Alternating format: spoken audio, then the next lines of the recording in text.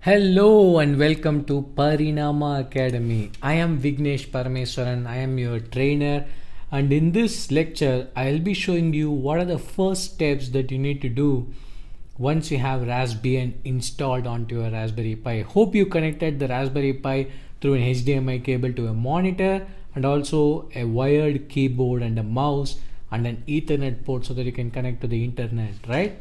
So I will be showing you what are the first steps that you will encounter that you need to set up in the Raspberry Pi. All right, so let's get started. So here you will be welcomed with this welcome to Raspberry Pi screen. All right, so you're going to click next. So this is mandatory. So I am in the United States right now. So select US and then select American English. I hope you can select multiple other languages. You can select Cherokee, Spanish, and other languages as well, right? And then I am in central time zone, so I'm going to select Chicago as my time zone. So this you have to do for the first time while you are setting up the Raspberry Pi. So once that is done, it's a setting location. We have to wait, and it'll ask you to enter a new password. The default user is Pi, and the default password is Raspberry. As you can see right here, the default user is Pi and the password is Raspberry. So we want to change to a strong password, so I'm going to set my very strong password right here. Wait a minute. So select, type in the strongest password of all.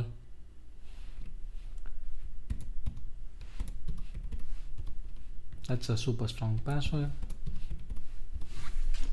and then click next. So you have to set your own password and then select next, and then it'll ask you to connect to a Wi-Fi. Right now I'm going to skip because I'm connected to the internet, but you can choose the Wi-Fi of your choice. All right, and then you have to select next. Now the Raspberry Pi will try to update the operating system to the latest version. So you need to do this for the first time, for the very first time, and once it is done, we can start coding.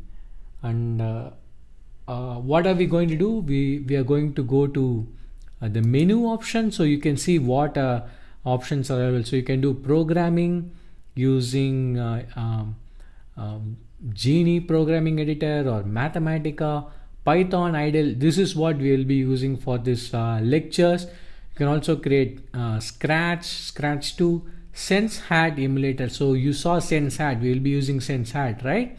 We don't need an emulator, but sometimes if we want, we can select this emulator, Sonic Pi and other Python IDEs, and Wolfram the Mathematica, the Wolfram operating system. So we will be using Python. So you will be going to this Raspberry Pi icon, and then programming and Python idle. So that is what we will be using to create the programs for our lectures. You can also navigate and see what other Office suite they have.